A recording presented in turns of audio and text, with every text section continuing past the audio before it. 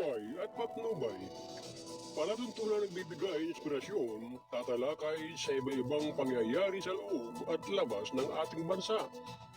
Gagabay sa mga taong nangailangan ng patnubay sa kanilang mga suliranin sa buhay.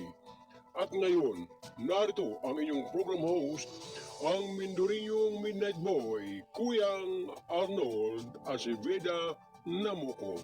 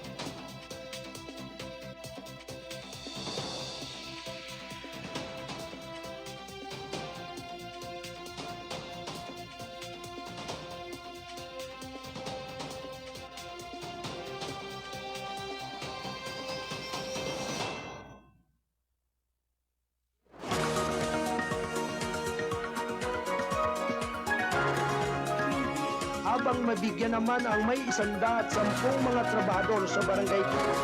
Pangalawa po sa sakyan, ilang ho ng mga jeep.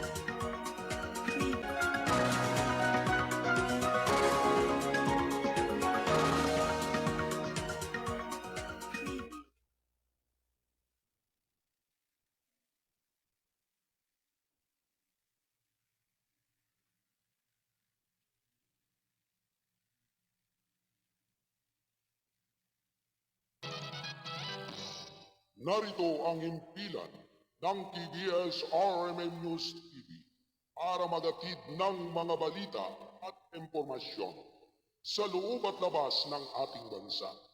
Ito ay sumasayang papawid Lunes hanggang Biyernes dito sa himpilan ng responsabling mga mamamayan. Kasado Broadcasting Service, kasapi ng The United Multimedia International Press Corps.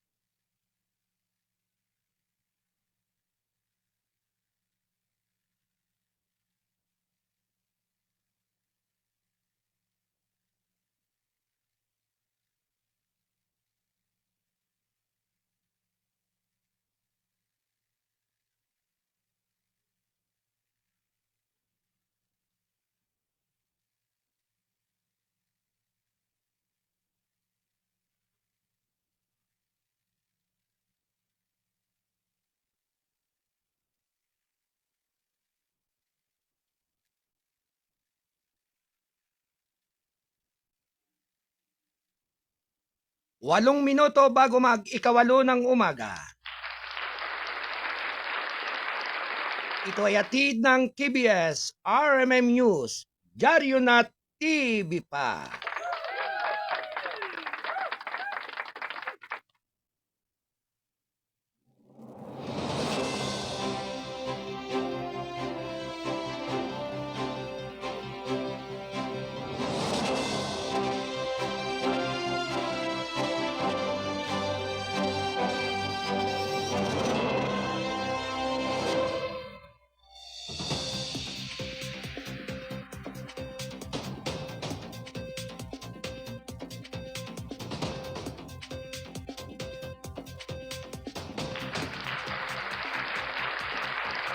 Alright mga kababayan, magandang umaga Luzon, Visayas at Mindanao. Kamusta na po kayo? Ngayon po ay araw ng Biyernes, February 13, 2026. Mulit-muli mga kababayan, sama-sama naman po tayo upang magatid ng mga mahalagang mga balita dito sa ating palatuntunan ng Gabay at Patnubay. Dito sa Kasado Broadcasting Service, RMM News, Dyaryo na TV pa. Ano man ang lahi at lingwahe mo, basta't kayo ay Pilipino, ito ang boses mo. At syempre mga kababayan, sa pangalan po ng ating station manager, Kuyang Alan Valenzuela Bordeos, ako naman po ang inyong abang lingkod, ang kuya ng lahat. Ang mindo rin yung midnight boy, bagamat hindi naman gaanong kagwapuhan. Sigurado naman na ito'y inyong maaasahan. Ang inyong Kuyang Arnold Aceveda Namuko, nagpupugay ng isang napakagandang umaga po ngayong araw ng Biyernes. Samahan po ninyo ako sa loob ng 2 oras ng ating pagtatanghal ngayong umaga. Ang ating pong nakakasama dito sa ating technical side, sa ating Studio 1 ay si Ate Del Rose Aldea Santos. Bilang tumatayong PA at si Ate Rose Marie Padiron Lauson. At syempre, ganun din po ang ating mga nasa Studio 2 Buluwagan ng Balitaan na pinangungunahan ng ating operation manager, Ate Cora Biernes. Likewise, ng ating publisher, Kuyang Alan Bordeos.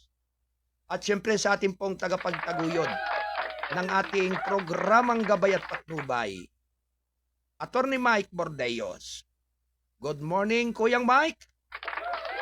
At syempre, ganun din po ang ating layout artist, si Ate Joy Pasco. At sampu ng lahat ng bumubuo ng KBS RMM News TV at ng ating Balitang Kasado. Palagian po nating magbasa ng dyaryo ng Balitang Kasado. At yan po ay mga hitik at punong-puno ng mga balita na nangyayari sa loob at labas ng ating bansa. Partikular na rin po sa mga nagaganap at naganap sa iba't ibang dako ng mundo.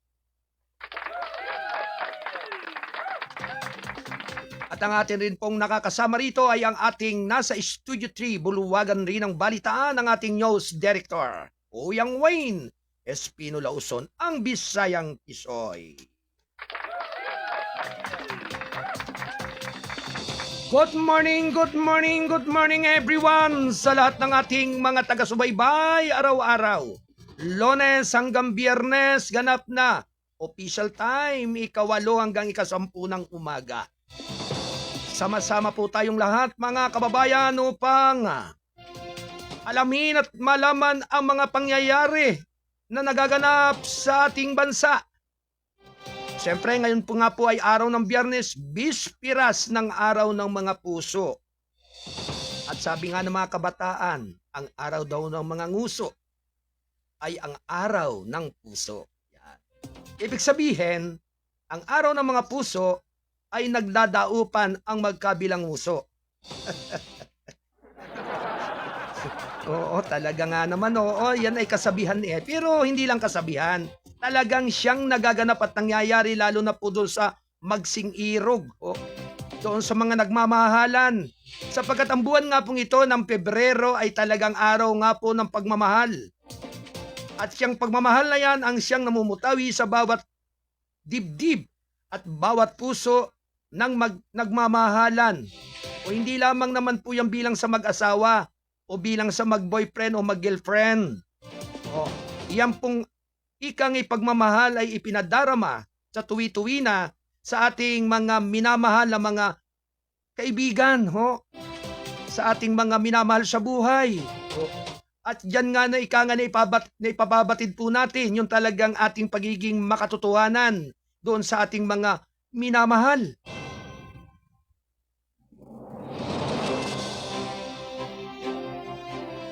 At katulad nga po ngayon, sabi nga ay talagang may isang napakalaking halimbawa doon sa mga nakararami. ang pagbibigay halaga sa bawat isa ay isang bahagi lamang po ng pinapahalagan mo yung iyong kaharap at yung iyong mga nakakasama araw-araw. Lalo na nga po yung sabi nga'y madalang lamang ninyong makita o makasalumuha, ay talagang naandyan po yung sobrang pananabi kung paano mo siya makikita o makakasalumuha sa tuwinang kayo ay magpapangita sa paglipas ng mahabang panahon. Sabi nga po, high-tech na po ngayon ang ating teknolohiya. Abot kamay na lamang po ang bawat isa. Kaya mula po sa oras na ito ay nakabukas po ang ating line ng ating Balitang Kasado, ng ating Gabay at Patnubay page, ang ating social media, o ang Kasado Serbisyo Publiko para mabasa po ang inyong mga pagbati at mga kahilingan. Nababasahin po natin habang itinatanghal po natin ang ating palatuntunan. Kaya talagang napakaganda po ang mga bagay na talagang kayo ay nagbibigay minsay doon sa inyong mga minamahal sa buhay. Anyway, magandang umaga kay Ate Ellen Pasco. Yan po yung ating ateng na nasa studio 2. Yan. Magandang umaga sa mga buong pamilya po ng Pasko. Yan, Pasko family. Yan. Mapagpalang umaga po sa mga Friday o Biyernes family. Yan. Siyempre pagka Biyernes ay Friday Meron ng apelyido pa yung Sabado at saka yung Domingo. Kaya talagang nakakatuwa naman. At yan po lamang ay talagang nare-realize lamang po natin kapag yung narinig po natin yung mga pangalan ng kanilang mga apelyido ay talagang nakakatuwa naman talagang sabi nga kung maaari lamang yung looban ng 7 araw sa looban ng 1 linggo ay talagang mabanggit na bilang apelyido ng tao para huwag mo pong makalimutan ng mga malilimutin ang araw.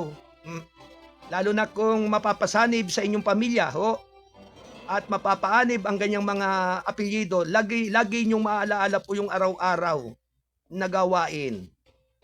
At ngayong Monday to Friday hanggang Saturday and Sunday ay talagang magkakaroon ng makulay at makasaysayan sa tuwi-tuwi na. Good morning kay Ana Basa. Yan, ang kanya pong mensahe. Happy Valentine's po. Good morning po, Ninong. Inaanak ko kasi ito si Ana Basa. Yan. At kamusta ka na, anak? O ining, kamusta ka na diyan sa iyong kinaroroonan? Kaya binabati po natin sa ating palatuntunan ng mga Basa family. At Alagaw family. Saka binabati ko rin pala si Ate Tess, cordial ng Quezon City. Magandang umaga sa inyong lahat dyan sa mga taga Quezon City. At talagang sabi nga ito yung araw na talagang napakahalaga sa bawat isa. Sapagkat ngayon nga po ay bisperas ng Valentine o araw ng mga puso. Kahit sa mga eskwelahan po, sa mga elementary, ngayon po nila dinaraos yung pagpapalitan nila at pagregalo ng mga bulaklak o chocolate sa kanilang mga kaibigan, lalo na sa mga elementarya na siyang instruksyon ng kanilang mga guro. Kaya siyempre bukas may Sabado, wala na pong pasok. Kaya ngayon pong araw nga pong ito, Biyernes 13. Araw pa na, bisperas ang araw ng mga puso. Kaya ang araw pong ito ay mapalad at maswerte sa lahat ng tao dahil isipin po ninyo, 13 po, Friday o Biyernes. Talagang doon naman sa iba po ay yung Biyernes 13 ay may mga kasaysayan. Kaya hindi po rin po natin ikangay matanto kung yung mga ganun po mga pangyayari ay isang napaka maalalahanin doon sa mga taong nagbibigay ng kahulugan sa Biyernes 13. Basta ang sa atin po diyan ay mapalad po ang Biyernes 13 dahil yan po, yung pitsang yan ay madalang lumabas sa looban ng bawat taon o bawat buwan. Yung Biyernes 13. Kaya, congratulations po sa lahat po ng mga taong ikangay matagumpay sa Biyernes 13. Alright. Shout out kay Marilyn Namuco ng Calapan City. Yan. Magandang umaga sa lahat ng mga taga-lungsod ng Calapan, particular na po sa mga taga-Biba KPP. Yan. Sa mga KPP brother and sister. Magandang umaga po sa inyong lahat dyan at sa lahat ng ating mga minamahal na mga kababayan po diyan. Talagang napakaganda po ng sikat ng araw dito sa Metro Manila at sa mga karatig lalawigan po dito sa Calabarzon area. Bagamat ang ilan pong lugar ay nagkakaroon po ng bahagyang pag-ulan o pag-ambon, yan nga po yung sinasabi ng tagapag-asa na Shareline. Yan. Kaya talagang ang kailangan din po talaga ay ibayo pa rin pag-iingat at ibayo pa rin pong maging malakas yung inyong fighting spirit po. Para sabi nga po ay lagi pong mapagandaan yung mga sakuna, yung sama ng panahon na dumarating sa bawat pagkakataon. Kaya kinakailangan po talaga ay laging pag-iingat at patuloy ring manalangin. Lalong-lalo na po doon sa mga minamahal nating mga kababayan na talagang malapit po sa mga chapel o simbahan na talagang nag-aalay ng mga malalakas na panalangin tungo doon sa ating dakilang may kapal. Hindi po puro trabaho na lamang po ang kakaharapin at yung po mga bagay na kinakailangan po ninyong bigyan ng daan doon sa mga minamahal natin sa buhay para alalahanin po yung araw ng paglilingkod sa ating dakilang may kapal at yung araw din po na paglilingkod natin sa ating buong pamilya. Kaugnay na rin po diyan yung araw ng inyong mga trabaho na nagbibigay po ng iba yung lakas at iba yung suporta doon sa pang-araw-araw na pangangailangan. Partikular na rin po yung mga minamahal po nating mga kababayan po na nagtatrabaho po sa ibayong dagat, sa iba't ibang dako ng mundo, sa ating mga OFW at siparer na nagtatrabaho diyan. Kaya talaga mga kuyang at ating, ang mahalaga po ay maipundar nyo po ng mabuti ang pangangailangan ng inyong mga mahal sa buhay dito sa ating bansang Pilipinas. Bagamat sabi ngay may kahirapan ng inyong mga kalagayan diyan na akala po nung iba na kayo ng ibang bansa ay nagpapasarap lamang kayo sa inyong buhay. Marami po ang nagkakamali at doon sa maling akala. Kaya talagang kung yung pong panahon na igugugol nyo po rito sa ating bansang Pilipinas na ikukumpara po doon sa inyong pagkita dyan sa ibang bansa ay napakalaki po ng diferensya at napakalayo po ng pagitan. Sapagkat dito po sa ating minimum wage po dito sa ating bansa, yung kinikita po ng mga ordinaryong manggagawa ay halos abunado, resultado sa mga pangangailangan pang-araw-araw ng pamilya. Lalo na kung ikaw ay isang ordinaryo lamang na manggagawa o isang construction worker, ay gano'n na lamang po yung kinikita noon para panustoso doon sa kanilang mga nag-aaral. Kumbaga, dalawa ang nag-aaral sa elementary, dalawa nag-aaral sa high school at may kolehiyo pa, ay paano po ninyo gagastusin yung kinikitang iyan ng inyong husband o ng inyong ikangay kung sino man ang nagtatrabaho sa mag-asawa o doon sa miyembro ng pamilya. Talagang napakabigat po ng ganyang hamon at pagsubok ng buhay kung hindi po kayo magiging wais o marunong sa pagbabudget ng inyong pera o halaga na ginagasto sa araw-araw. Tapos nasamahan pa ninyo na kayo ay nangungupahan pa ng tirahan. Nangungupahan. May pagkakaiba po doon sa hindi nangungupahan at doon sa nangungupahan. Tapos parehas lamang po yung trabaho. Parehong manggagawa lamang sa isang construction. Kumbaga ikaw ay mason o karpintero o laborer o helper. Paano na po ang maaaring kahinatnan po ng buhay? Kaya marami rin po yung sabi nga po ang iba ay nagpa-part-time ng ibang pagkakakitaan. Samantalang yan po ang skill na pipili po ninyong pagkakitaan alinsunod po sa inyong nalalaman at kakayang kayo'y kumita. Kaya nga po ang ginagawa po sa karamihan sa ating mga kababayan ay nangingibang bansa, yung kanilang skills ay dyan po nila dinadala sa ibang bansa at dyan po nila ginagamit. Dahil sulit po yung kanilang kikitain doon na ikukumpara po na ipapadala po dito sa ating bansa sa mga mahal sa buhay para dito gastusin. Kaya talagang kung sabi nga po ay ang pinagkakabalahan ngayon ng ating mga kagalang-galang na mga taga-gobyerno ng lahat po ng mga nasa legislatibo, sa ating kongreso, sa ating senado ng kanilang binibigyan ng pagkakataon ay yung pong maipasa po yung batas na kung ano po yung tinapos ng ating mga kababayan, ayun po ang dapat masuklian dito sa ating bansa ng tamang trabaho o tamang pagkakakitaan. Oho, sapagkat yan po nakasalalay, kaya nga po nag-aral at nag-aaral ang tao para magtapos, ay para po magkaroon ng sandata o karunungan para yan ang pagkakitaan ng isang tao para buhayin ang kanyang pamilya.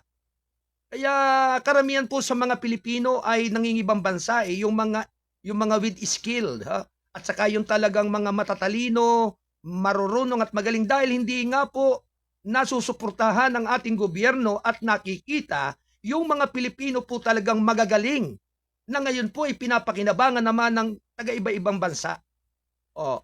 Sila nakikinabang ngayon sa unang karunungan at natuklasan. Siyempre ang Pilipino po ay talagang mapag-imbento, matatalino at magagaling talaga sa mga gawain, bukod na sa masipag na, matyaga pa. Ay kung yan po ang masusuportahan ng ating gobyerno at yan po ang pag-usapan sa Senado, sa Kongreso, hindi yung puro lamang talagang ang pinag-uusapan diyan ay kung paano tatanggalin sa serbisyo yung ganong uri ng tao, laging nasisilip yung mga ginagawa o gawain. Kaya talagang matindi po yung korupsyon ng bansa natin sa atin sa loob ng ikangay mga nagtatrabaho sa gobyerno. Ang kawawa naman po dito yung mga namiminuno na wala namang alam din po doon sa ibang mga nangyayari na nagagawa ng mga gayang mga taong ikangay pansarili lamang ang interes o nasalip na ang kanilang pag-abalahan ng panahon ay yung pong kung paano masusuportahan yung kaalaman at karunungan ng ating kapwa Pilipino dito sa ating bayan. Para sabi nga po ay ikangay masuportahan ng gusto yung kanilang kaalaman para wikangay sila ay may pagpatuloy po nila yung kanilang pagkita dito sa atin at hindi na umalis at hindi na po mangibang bansa. Sapagkat kapag nakapangibang bansa na po, ang nakikinabang lamang sa kanila ay taga-ibang bansa. Tayo na yung halos parang bumibili at nagbabayad na sa kanila ng natuklasan ng ating kapwa Pilipino na sa ibang bansa nila iyan nagawa, nababalik po dito sa ating bayan.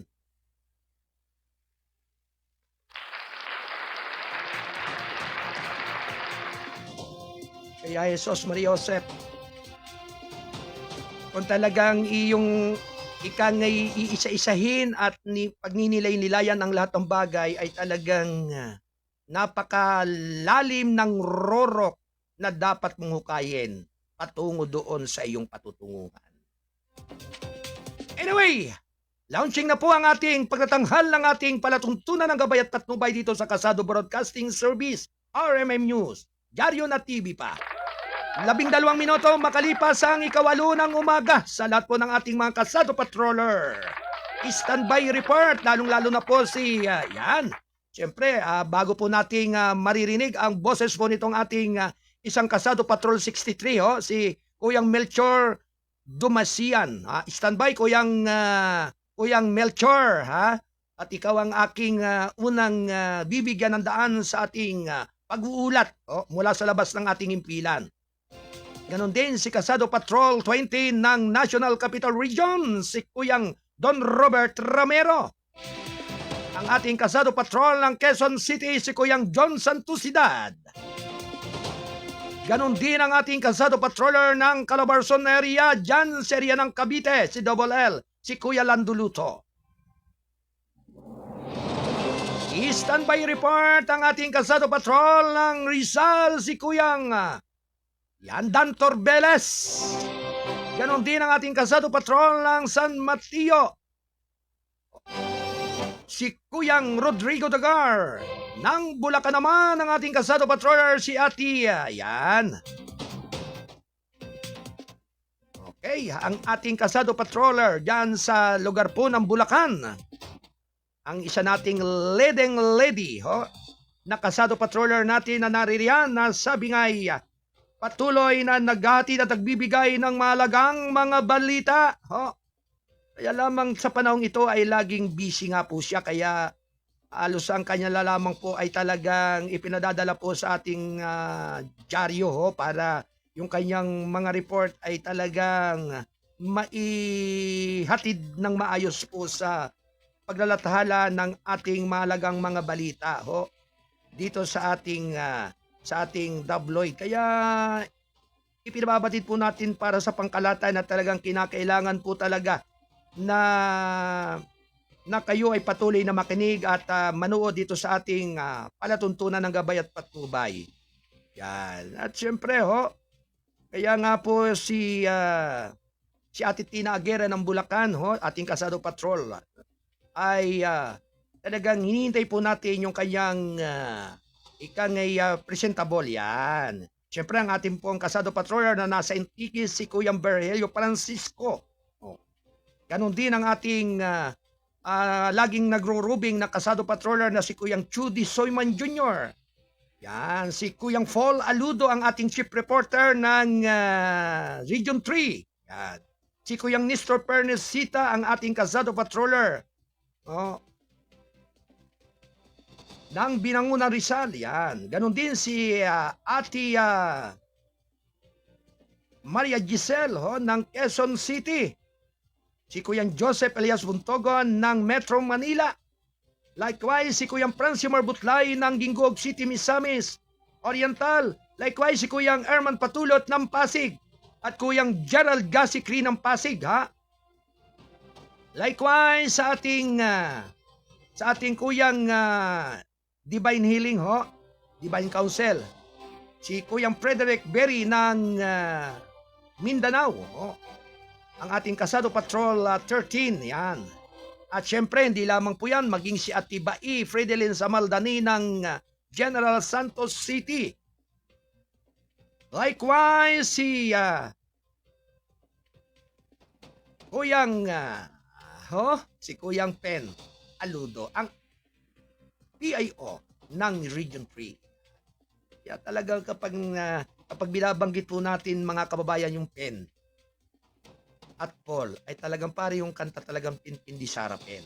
Talagang sabi nga'y banding at talagang magka-combine. Kaya sa lahat po ng ating mga nakikinig, manatili lamang po tayo na sumabaybay araw-araw, Lunes hanggang Biyernes ang ating pagtatanghal.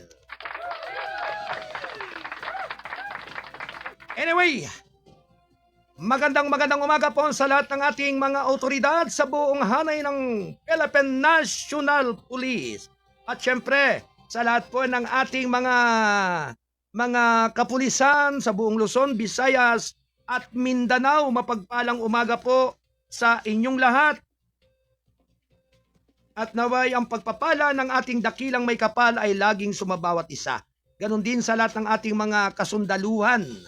Sa hanay rin po ng AFP, siyempre po muna po ng ating Chief of Staff na si General Romeo Browner Jr. Yan. Magandang umaga rin po sa pamunuan po ng 2ID Press Corps sa pangunguna po ni Ate Pau de la Cruz Mohar, ang presidente ng 2ID Press Corps. Magandang umaga po sa lahat ng bumubuo ng 2nd Infantry Division Press Corps. Anyway, mga kababayan, tuloy-tuloy lamang po ang ating pagtatanghal ng ating mga balita dito sa ating palatuntunan ng gabay at patnubay dito sa KBS RMM News, Dyaryo na TV pa. Narito ang ating mga pangunahing mga balita. Round 1. Ready, go!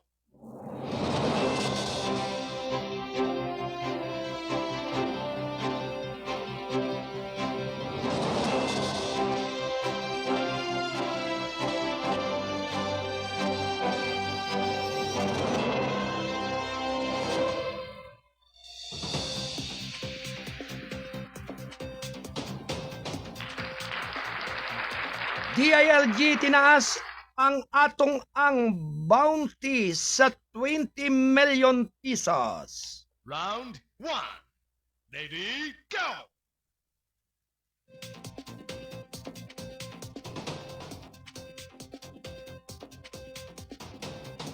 Samantala mga kababayan, dublihin ng dinublina ng Department of the Interior and Local Government ang gantimpala sa anumang impormasyon na maaaring humantong sa pagkakaristo sa tumakas na negosyanteng si Charlie Atong Ang. Itinaas namin ang bounty para kay Atong Ang sa 20 milyong peso para sa impormasyon na humantong sa kanyang pag-aresto. Seryoso kami dito, sabi ni DILG Secretary John Beck Remulla sa isang press briefing noong Webes, at dinagdag na ang pera ay makukuha mula sa confidential na pundo na ibinibigay na sa DILG at Philippine National Police. Si Ang na may 3 standing warrant of arrest ang pangunahing akusado sa pagkawala ng 34 na sabongeros o kakpahit enthusiasts na umano'y sangkot sa game fixing. Ang kanyang 20 ko-akusado na kinabibilangan ng mga natanggal at aktibong pulis ay naaresto. Sinabi pa rin ni Remulla na patuloy ang manhunt ng pulisya laban kay Ang sa bansa sa kabila ng mga pag-uusap na tumakas na ang negosyante sa ibang bansa. Partikular sa Cambodia, we really believe nandito pa siya. He said, adding that Cambodian authorities have reported that Ang is not is their country. Sa kaugnay na pag-unlad, sinabi ng PNP nitong Webes na nakatun ito na paigtingin pa ang koordinadong pagsisikap laban sa muling pagbangon ng illegal online cockfighting o sabong sa bansa. Sinabi ni PNP Chief General Jose Melencio Nartatis Jr. na inatasan na niya ang mga commander ng pulisya na sa mga lungsod ng munisipalidad na magbibigay ng tulong sa anti-cybercrime group sa mga tuntunin na magsusubaybay at pagngangalap ng impormasyon tungkol sa mga pinagmula ng live feed sa kanilang mga lugar ng responsibilidad. Kami sa Philippine National Police ay mananatiling nakatuon sa kampanya upang matigil ang lahat ng uri ng illegal na sugal.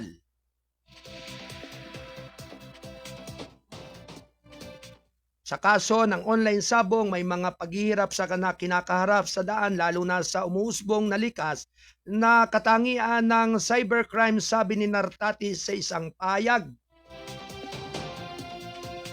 Ngunit patuloy namang naming kinukuha ang lahat ng mga paghihirap na ito bilang isang hamon upang higit pang mapabuti at makabuo ng mga bagong hakbang upang matugunan ang problema. Sinabi pa rin ni Nartatis na nagtutulungan ng PNP, ACG at Intelligence Group sa pagsusubaybay sa pagsasara ng illegal na operasyon ng isabong, alinsunod na rin sa direkteba ni na Pangulong Ferdinand Romaldez Marcos Jr. at Remulla na alisin ang bansa sa lahat ng uri ng illegal na sugal. Thank you.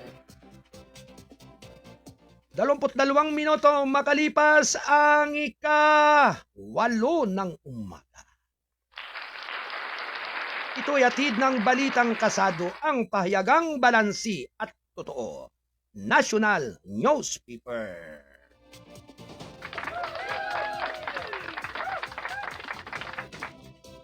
At syempre mga kababayan, tuloy-tuloy lamang ang ating paghatid ng malagang mga balita. Round 1. Ready, go! Bigyan po natin ng daan ang pag-uulat ng ating Kalsado Patrol 63 o dyan sa Metro Manila.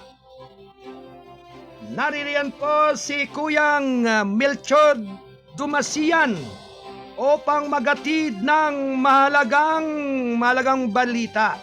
Yan. Kuyang Melchor, standby! Report!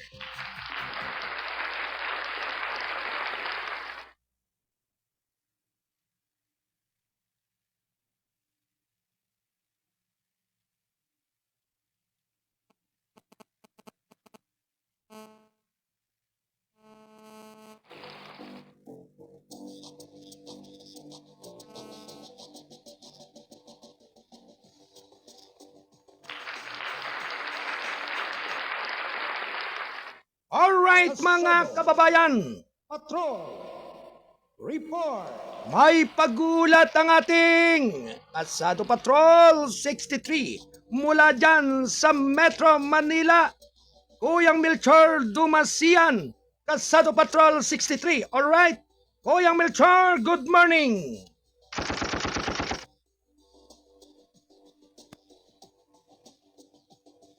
Good morning, Kuyang Melchor. Good morning. Good morning po, Kuyang Arnold. Alright, go, Kuyang Melchor, ano yung balita? Ito ay may kinalaman sa drugs dyan sa lugar ng Manila. Okay, go ahead, Kuyang Melchor. Opo, isang lalaki huli sa bypass operation ng mga alagad ng SDEU Sampaloc Police Station 4. Ang nahuling lalaki ay nakilalang si Keiichi Andre C.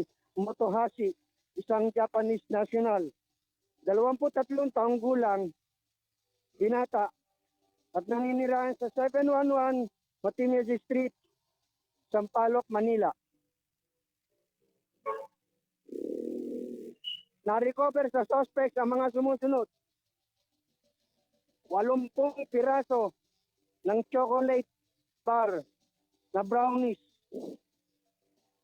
22 sachet na selyado na transparent na naglalaman ng high-grade marijuana na kung tawagin ay kush, at isang piraso ng plastic sachet na self-sealed na naglalaman ng humigit kumulang 50 ecstasy tablet. Ito po ay may dalawang kulay. Ang matagumpay na operasyon ay pinamunuan ni Team Leader PMSG Romel Pantic.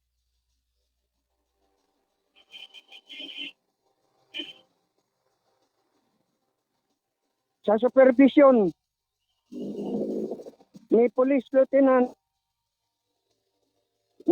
Captain Luis Serpito, SDU Chief, at ni Police Lieutenant Oben Ponce Herong, Station Commander ng PS4.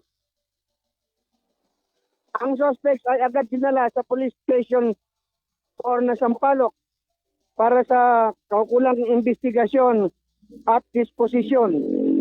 Mandatory witness, Barangay Kagawad Kevin Lester Orquesa ng Barangay 432.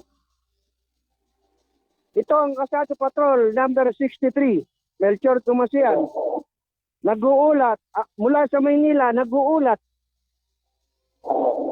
para sa KBS, RMN News, TV na, radyo pa. Balik sa iyo, Kuyang Arnold. Alright, maraming salamat sa pag-uulat ng ating Kalsado Patrol 63 mula sa Metro Manila. Kuyang Melchor Dumasian. Thank you, Kuyang Melchor. Alas 8:27 na ng umaga. Ito'y atid ng Balitang Kalsado, ang pahayagang balansi at totoo. National Newspaper. Alright, puntahan po naman natin ang pag-ulat ng ating Kalsado Patrol Kalsado Patrol 20 mula pa rin sa National Capital Region. Naririyan si Kuyang Don Robert Ramero upang ihatid ang malagang balita. Ito po mga kababayan ay may kinalaman naman po hinggil po dito sa PNP Traffic Procedure. Riripasuhin ng Napolcom. Ang detalye po ay magmumula kay Kalsado Patrol 20 ng National Capital Region, si Kuyang Don Robert Ramero.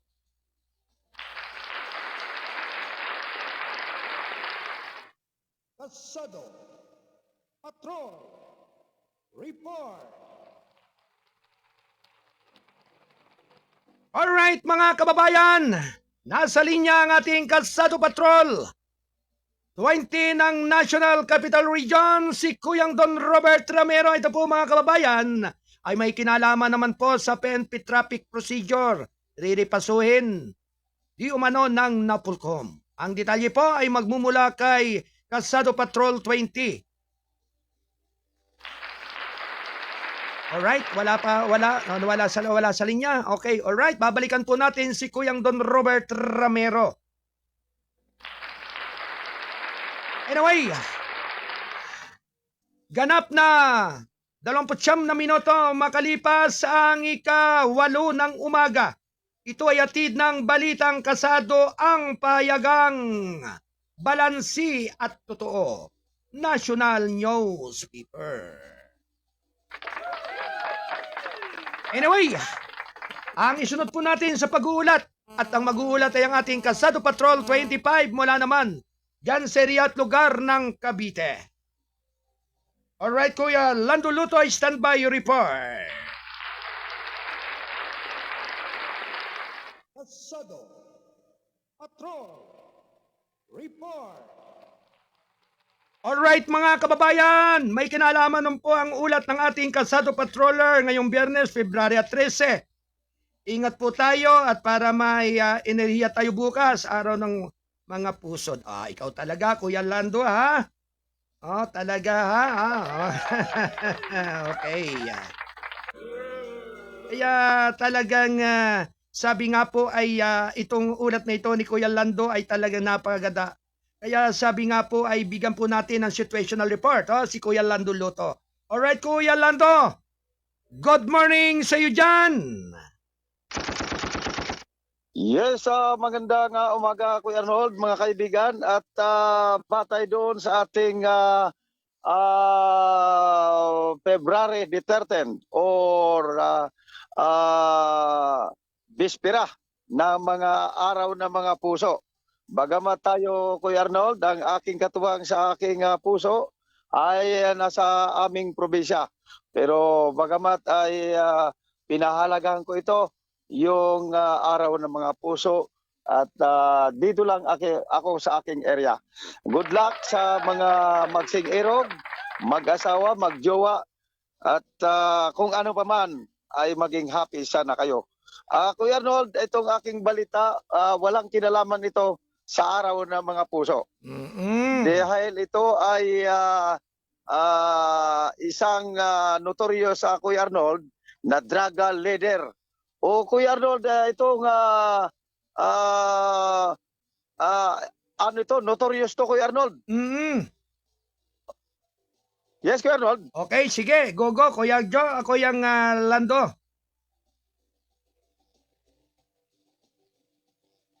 Alright, Kuya Lando, parang nawala ka sa linya.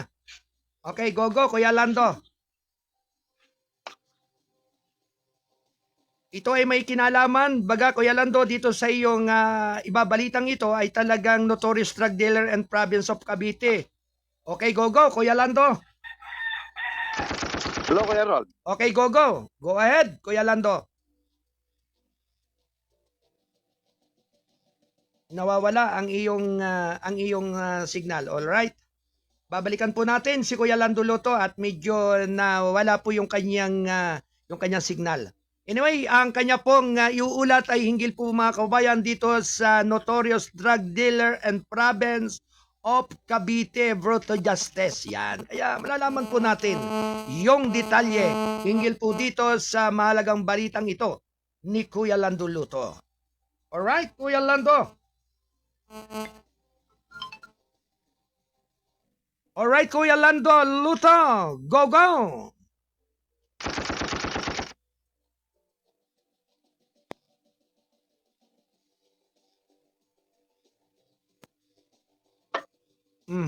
Okay, go, go, Kuya Lando.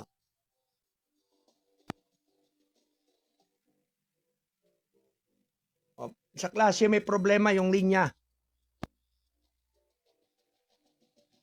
Ganap na alas 8:33 ng umaga. Ito'y atid ng balitang kasado ang pahayagang balansi at totoo. National Newspaper. Yes, ako. Oh, nawawala ka. Okay, Kuya Okay na. Lando. Go ahead, sige. Iputok mo na yan. Ito ay may kinalaman. Hinggil nga dito sa dito sa notorious drug dealer and province of Cavite. Okay, go Kuya Lando. Nawawala. Okay. Ate Del, pakiayos. Talagang may problema ang linya ni Double L.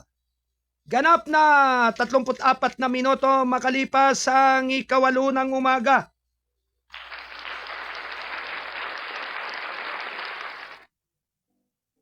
Alright. Magandang umaga po sa lahat po ng ating mga sumusubaybay ho. Siyempre kay yang sa ating Kasado Patrol na ating specialist electrical mechanic na si Kuyang Ricardo Loloy Eslita. Yan. Magandang umaga sa Eslita family. Yan. Siyempre, ganun din kay Maribel Rimuyan ng Lungsod ng Calapan. Likewise kay HS Yusia Tagapamagitan. Yan.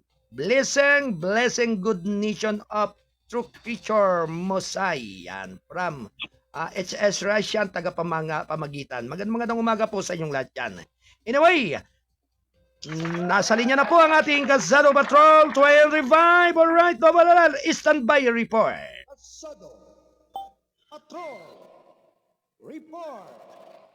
Alright, Kuya Lando Luto. Sige, iputok mo na yan. Yes, good morning, Kuya Nog. Mga kaibigan, ang aking balita ay wala ito kinalaman, Kuya Nog, sa araw ng mga puso o bispira ngayon ng araw ng mga puso at ito'y walang kaugnayan sa bispira ngayon ng Friday the 13th ng araw ng mga puso bukas. Bagamat ito Kuya Noel, ito ay isang notorious drug dealer brought to justice. And a powerful strike that underscore the Philippine National Police PNP commitment to the public safety. The Criminal Investigation and Detection Group, CIDG, successfully arrested a high-profile fugitive leader of the notorious drug group in Cavite, Calabarzon. The operation carried out on February 10, 2026 is a clear demonstration of PNP's focus agenda to enhance managing police operations and aim at dismantling criminal networks nationwide. According to report, at around 1:30 p.m. in Barangay Salitran 3, Dasmariñas City of Cavite, CIDG Cavite Provincial Field Unit, in coordination with local police units, apprehended the male fugitive by virtue of multiple warrants of arrest for attempted murder, slight physical injuries, and violations of the Comprehensive Dangerous Drug Act and the Anti-Electricity and Electric Transmission Lines Material and Performance Act. The court issued warrants date back from 2022 to 2024 or 2026, reflecting the suspect's long-standing involvement in serious criminal activities. This accomplishment is a strong reminder that the PNP will not rest until the lawbreakers are brought to justice. According to Chief of PNP Police General Jose Valencia Nartatis Jr., our operations are relentless and we will continue to act decisively to keep our communities safe in province of Cavite. Authorities confirm that the suspect is the alleged leader of Tardido Drug Drop Syndicate, reportedly involved in the preparations of illegal drugs across Dasmariñas City and neighboring municipalities here in Cavite. His capture is expected to significantly disrupt the syndicate's operations and serve as a strong warning to other criminal crop syndicates. Ang tagumpay nito, Colonel, ay patunay na dedikasyon at husay ng ating mga pulis. Ito ang saad ni General Nartatis.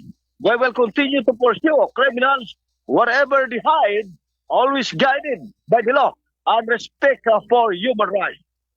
This accomplishment underscores the PNP unwavering commitment to its mandate and its core values of discipline, professionalism, and service. With every operation, the organization continues to embody the principle of bagong PNP para sa bagong Pilipinas, serbisyong mabilis, tapat at nararamdaman.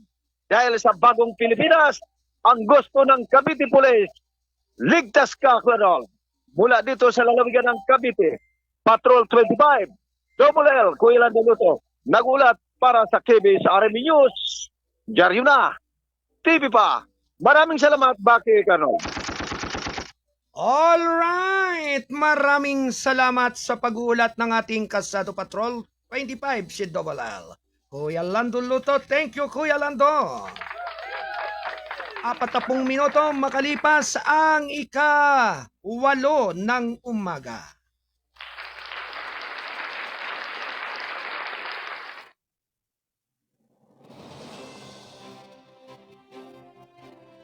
Samantala, binabati po natin ng magandang umaga po ang lahat ng ating mga responsabling mga mamamahayag ng Kasado Media Team, ng Balitang Kasado. Sila po ay nasa iba't ibang area at dako ng ating bansa sa Luzon, Visayas at Mindanao. At syempre sa lahat po ng ating mga minamahal na mga kapatid ng mga kolumnista at writer. Talagang napakasisipag po nila at talagang napakarami ng kanilang mga ipinararating ng mga balita dito sa ating himpilan sa pamagitan po ng ating publisher. Kaya talagang ang Kasado Media Group po ay talagang masisigasig po at masisipag. Alinsunod na rin po sa pamamahala po ng ating publisher. Talagang bukod sa gentleman na masipag pa, maunawain at very understanding sa lahat-lahat ng pagkakataon. Kaya talagang ipinababatid po natin para sa lahat na ngayon pong February 22 ay talagang mayroon po na namang awarding ang ating team ng Balitang Kasado at ng KBS RMN News TV. Kaya congratulations po sa lahat po ng tatanggap ng parangal. Kaya talagang ang ating pong mga minamahal na mga kapatid ng Balitang Kasado ay talagang masisipag Lalong-lalo na po si Kuyang Don Robert Ramero, talagang wala po siyang palya sa pag-uulat araw-araw. Kaya mamaya Kuyang Don Robert ay tayo mag-uusap ng off the air mamaya pagkatapos ng ating programa. Anyway, may pag-uulat ang ating Kasado Patrol 20 ng National Capital Region, si Kuyang Don Robert Ramero. Ito po mga kababayan ay may kinalaman nga po dito sa PNP Traffic Procedure. Riripasuhin ng Napolcom. Ang detalye po ay magmumula kay Kasado Patrol 20. Alright, stand-by report. Kasado Patrol Report. Alright, Kuyang Don, good morning. Good morning, Kuyang Don.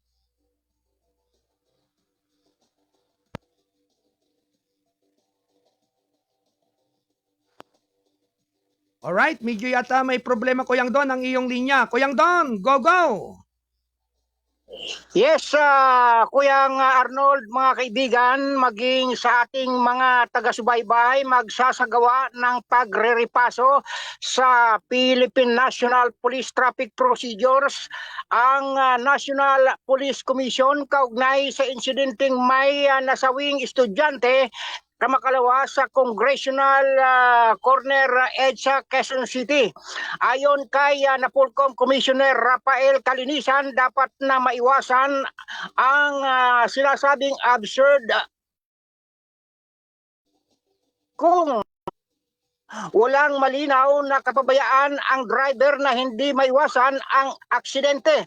Ito aniya ay taliwas sa prinsipyo ng hustisya ang pagditine sa driver na malinaw na inosenteng individual sa ngalan ng standard procedure. Matatandaan na bumagsak ang isang estudyante mula sa platform ng overpass sa nabanggit na lugar na bumagsak sa harapan ng isang sasakyan. Idinitine sa PNP Custodial Center ang driver matapos kasuhan ng reckless driving resulting to homicide at pinalaya din kalaunan matapos na hindi na magsampa ng kaso ang pamilya ng biktima. Mula sa National Capital Region, Patrol 20 Don Robert Ramiro nag-uulat para sa KBS RMN News. Diaryo na, TV pa.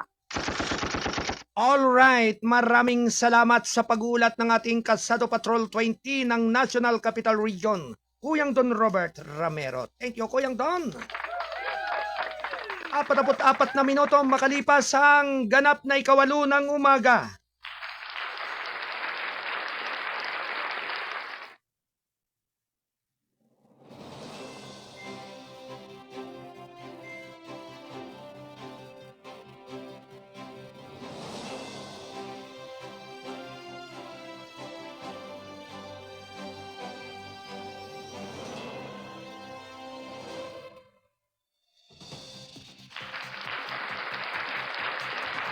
Alright mga kababayan, tuloy-tuloy lamang ang ating paghatid ng mga balita. Round 1. Ready, go! Arrest warrant base alias Rini, itinuturing na pampalakas sa investigasyon ni Kibuloy. Round 1. Ready, go! Ikinatuwa ni Senator Risa Hontiveros ang pag-issue ng warrant of arrest laban kay Michael Maurilio sa kilala rin bilang alias Rini, na itinatawag itong isang makabuluhang pag-unlad sa pagsisikap na itaguyod ang pananagutan sa gitna ng mga kontrobersya na may kaugnayan sa investigasyon ng Senado kay Kingdom of Jesus Christ leader Apollo Kibuloy. Ang warrant na inilabas ng Pasay City Regional Trial Court Branch 111 noong Pebrero 9 ay nagmula sa kasong cyber libel sa ilalim ng Cybercrime Prevention Act of 2012, kaugnay ng Article 355 ng Revised Penal Code. Sinabi pa rin ni Hontiveros na ang pag-unlad ay nagpapatunay sa mga natuklasan ng mga taga-usig na ang mga paratang ni Maurilio laban sa kanyang tanggapan at sa Senado ay hindi totoo. Very good development po, Winnie. Welcome ko po yung balitang yan na may issue ng arrest warrant kay Michael Maurilio kaugnay ng criminal case na inihain sa kanya dahil sa kanyang pagsisinungaling tungkol sa aming investigasyon. Sabi niya ay giniit ni Hontiveros na kusang loob na lumapit si Maurilio sa kanyang tanggapan sa panahon ng pagsisiyasat ng Senado kay Kibuloy at hindi siya pinilit o binayaran para magbigay ng impormasyon. Siya talaga yung lumapit sa OPESCO at hindi siya pinilit o binayaran para sabihin yung kanyang nalalaman tungkol kay Apollo Kibuloy, sabi niya. Sinabi pa rin ng senador na ang pag-issue ng warrant ay hudyat na natagpuan na ng autoridad ang sapat na batayan upang ipagpatuloy ang kaso. Nananawagan din siya kay Maurilio na makipagtulungan sa mga investigador at ibunyag ang inilarawan niya bilang mas malaking isda na umano'y nasa likod ng operasyon ni Kibuloy. Baka ito na yung pagkakataon na finally mag-cooperate siya ulit sa mga autoridad at ituro yung bigger piece, sabi niya. Idinagdag pa rin ni Hontiveros na patuloy na ipinag-aaralan ng kanyang tanggapan ang posibleng legal na aksyon laban sa mga individual na nagpakalat ng maling impormasyon tungkol sa kanya sa social media na nagpapahayag ng kumpiyansa na mananaig ang mga katotohanan. Ang kaso laban kay Maurilio ay isa sa mga unang aksyon ng korte na nauugnay sa mga hindi pagkakaunawaan na nagmula sa mga patutuo at paghahabol na nakapalibot sa pagsisiyasat ng Senado kay Kibuloy at mga kaugnay na paratang.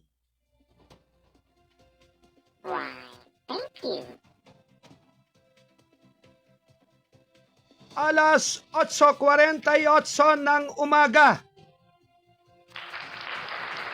Ito'y atid ng Balitang Kasado, ang pahayagang balansi at totoo. National Newspaper. Anyway, mga kababayan, may pag-uulat ang ating Kasado Patrol 1 mula sa kanyang kinaroroonan dyan sa lugar ng ating Studio 2, si Kuyang Alan Bordeos. Alright, Kuyang Alan, standby report.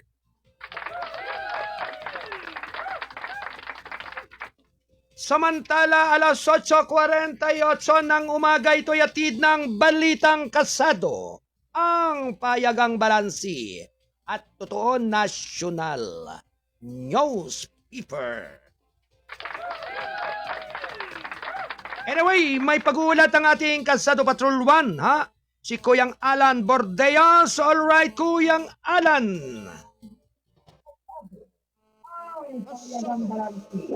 Patrol report. Alright, Kuyang Alan, good morning. Yes, good morning, Kuyang Arnold, at happy Valentine sa iyo at sa ating tagapakinig. Ang balita nito ay mula sa Iloilo City na itinuring ng 3rd Infantry Division ng Philippine Army ang insidente ng pamamaril na naganap sa headquarters ng 6th Cavalry Company, Camp General Macario B. Peralta Jr. sa Hamindan, Capiz, nitong Lunes ng gabi. Ang insidente ay nagresulta sa pagkamatay ni P. Winfield G. Tuntuan, 26, mula sa Cotabato. Sinilala ang suspect na si Rosario Manahiro, 21, mula sa Lambunaw, Iloilo. Pareho silang miyembro ng 6th Cavalry Company. Binigyan din ng pamunuan ng 3rd Infantry Division na ito ay isang nakahiwalay na insidente at hindi sumasalamin sa disiplina, professionalismo at pagpapahalaga na itinataguyod ng sundalo nito. Hindi pa hinturutan ng division ang gayong pag-ugali at lubos ng pagpagtulungan sa mga otoridad upang matiyak na may hatid ang hustisya. Sinabi ng 3rd Division Public Affairs Service o ang House na isang pahayag noong Merkulis ng gabi. Iniyak nito na may maayos na koordinasyon sa Philippine National Police upang matiyak ang tamang proseso at pananagutan. Ang division at ang 6th Cavalry Company ay nagsagawa rin ng parallel na pagsisiyasat upang matiyak na ang hustisya ay may hatid at upang maiwasan ang mga katulad na insidente na mangyayari sa hinaharap. Ang komanda ay nanatiling matatag sa pagpapatupad ng disiplina at mananagutan. Matatag na pangako nitong kaayusan, integridad at kaligtasan ng lahat ng mga sundalo at ng Camp Peralta at sa lahat ng mga pasilidad ng military sa ilalim ng jurisdiction nito. Dagdag ng pahayag. Sa follow-up interview nitong Huwebes, sinabi ni 3rd Dipao District Captain Lucio John Ibanan na may koordinasyon na ang pamilya ni Tuntuan sa Cotabato habang nasa kustudiyan ng Hamindan Municipal Police Station ang suspect. Ang remains of the victim was currently at Nauridi Fatima ayon sa Chapel ayon sa Cotabato City. Mula dito sa Studio News, ako si Kuya Manang News, nagulat sa TV, sa Avenue News TV, ang Diaryo na TV ka. Alright, maraming salamat sa pagulat ng ating Kasado Patrol 1, Kuyang Alan Valenzuela Bordeos. Thank you, Kuyang Alan. Happy Valentine's. Samantala, 7 minuto bago mag-ikasyam ng umaga. Ito ay atid ng Balitang Kasado, ang pahayagang balansi at totoo. National Newspaper.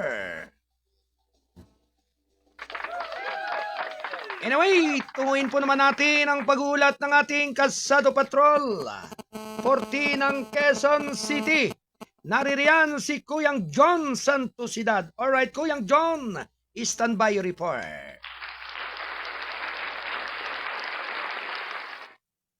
Kasado Patrol report.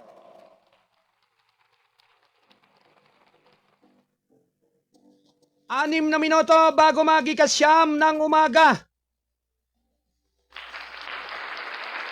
Anyway, may pagulat ang ating Kasado Patrol 14 ng Quezon City, si Kuyang John Santosidad.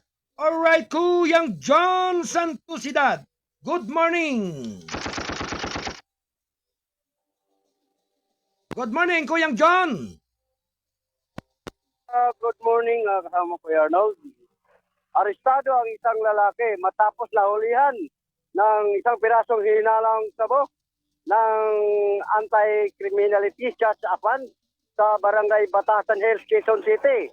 Nakilala ang suspect na si alias Kempe, 25 anyos, residente ng barangay Batasan Hills, Quezon City.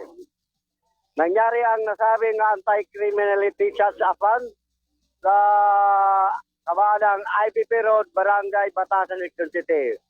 Mandatory witness, Barangay Kagawad, Winky de la Rosa. Naharap sa kaso paglabag ang suspect, Section 11 RA 9165. Salukuyan, dito tayo sa Barangay Commonwealth. Kasama ko Arnold, makita natin mga kaganapan dito sa traffic, no? Dito sa hawaan ng Commonwealth Avenue, dito sa Litix, no? Sa Commonwealth Market. Nakita natin na patuloy pa rin ang mga sasakyan, di matraffic sa ganitong oras. Kasama ko Arnold. Subalit pagdating ng Sulubin, papuntang Montalban ay nakatraffic-traffic dyan dahil sa yung mga minibus, nagpipila, nag-istambay dyan sa flyover, kaya nagkaroon ng traffic dyan. Meron naman nagbantay dyan mga AMD, dipos, mayroon pang takpos disiplina. Ay kaso lang, sa dapat sawayin nila, kapag may uminto dyan, nag-pick up na pasayro, dapat pinagbawalan nila. Hindi, assist lang sa traffic. Para hindi matanggal yung pagbandya sa traffic. Tatlo, naka-istambay ang mga minibus. Sadya pa yung mga malaking truck dyan galing sa Montalban. Kasi one way dyan sa kanto mismo din sa may Litix Market. Sana po pahigtingan pa nila. Pahigtingin, mabuti lang trabaho nila. Kasi pagdating ng alas 5 ng hapon, diyan na makaroon ng traffic kasama ko kay Arnold. Wala dito sa Quezon City, ako si John Santosidad, Kasado Patrol 40, nag-uulat para sa TBS RMN News, Diaryo na TV pa. Balik sa iyo kay Arnold. Alright, maraming salamat sa pagulat ng ating Kasado Patrol 40 ng Quezon City, Kuyang John Santosidad. Thank you, Kuyang John. 3 minuto bago mag-ikasyam ng umaga. Ito'y atid ng Balitang Kasado, ang pahayagang balansi at totoo, National Newspaper. Alright, Kasado Patrol 25, Double L standby report, makaraan ng ilan nating mga balita. Round 1. Ready, go!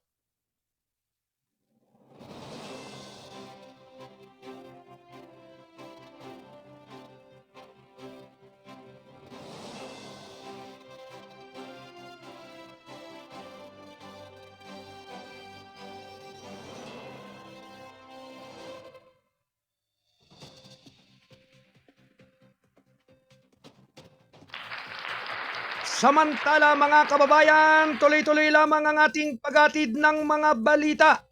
Gatsalyan nais ng buong pwersa ng batas kumpara sa mga salarin ng hesing ni Basilan. Round 1. Ready, go!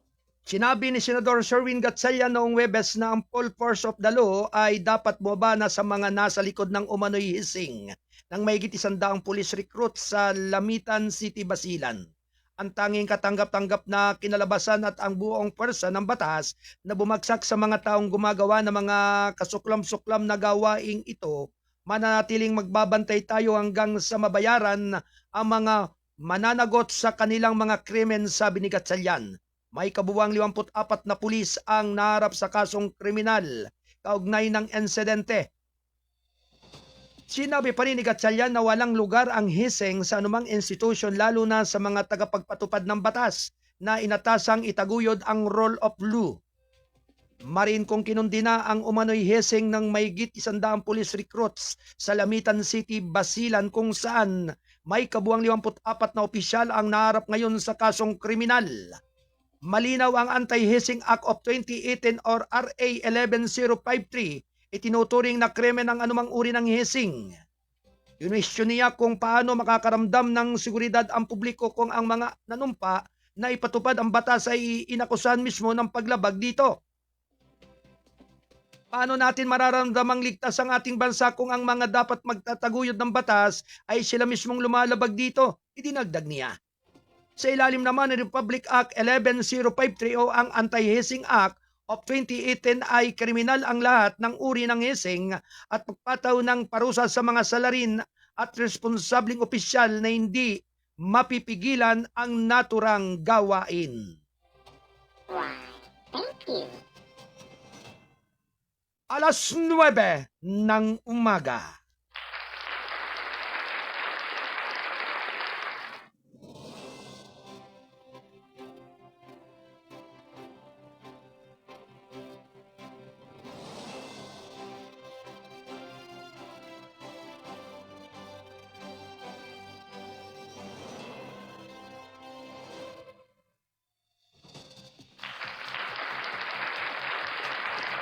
Samantala mga kababayan, 1,000 BFP personnel harap sa kasong anomalya ayon sa DILG Chief.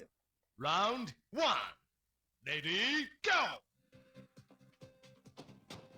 Halos 1,000 aktibo at retiradong empleyado ng Bureau of Fire Protection BFP kabilang ang hepe nito ang harap sa kasong kriminal dahil sa umano'y anomalya sa loob ng ahensya ayon kay Interior Secretary Jun Vic Remulla nitong Webes. I'll be filing charges against the chief of the VFV, Jesus Fernandez, also to his deputies, also the bids and awards committee. Sabi pa rin ni Remulla sa isang press briefing, Sir Director Fernandez, bago naging hepe ng BFP ay pinuno ng procuring entity, siya ang pinuno ng BAC. Sinabi pa rin ni Remulla na hihilingin niya kay Pangulong Ferdinand Romualdez Marcos Jr. na palitan si Fernandez. Ang BFP ay nasa ilalim ng Department of the Interior and Local Government or DILG. Sinabi pa rin ni Remulla na target nilang isampa ang mga kaso sa susunod na linggo. Ang aming case build-up ay kompleto, dapat kaming maging handa na magsampa ng mga kaso laban kay BIDS, ang awards committee mula 2014 hanggang 2025 para sa BED. Rejeng, handa na kami kung ano ang mayroon kami. Ang aming katibayan ay matibay, sabi niya. Sinabi pa rin ni Remulla na ang mga respondente ay nagmumula sa mga unit ng BFP na iba't ibang panig ng bansa, ngunit karamihan ay nasa Metro Manila. Siguro halos 1,000 ng BFP personnel siyon na ang buong Pilipinas. Nakita namin ito sa backtracking ng ating DILG regional offices. Nakita natin ang kanilang modus operandi, sabi ng DILG Chief.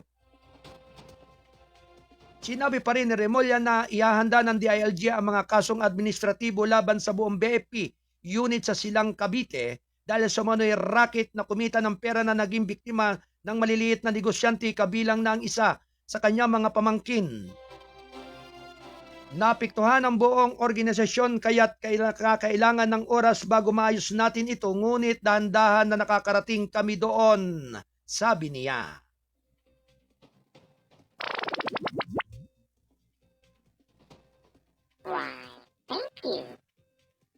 Tatlong minuto makaraan ng ikasyam ng umaga. Samantala mga kababayan, PH sinimok ang pagpapalaya ng mas maraming bilanggong politikal sa Myanmar. Round 1. Ready, go! Hinimok ng gobyerno ng Pilipinas na pamamagitan ng Department of Foreign Affairs ang pagpapalaya ng mas maraming bilanggong politikal sa Myanmar kasabay ng paggunita sa bansa sa ika-79 na Onion Day. Sa isang pahayag noong Webes, sinabi ng DFA na ang paggawa nito at mapapaghiwatig ng karagdagang mga kilos ng pagkakasundo at pagiging bukas ng militar ng Myanmar sa nasimulan ang inklusibong pampulitikang dialogo. Sa diwa ng tunay na pagkakasundo, ang aming taimtim na pag-asa na ang okasyong ito ay minamarkahan ng pagpapalaya ng mas maraming bilanggong politikal, sabi nito.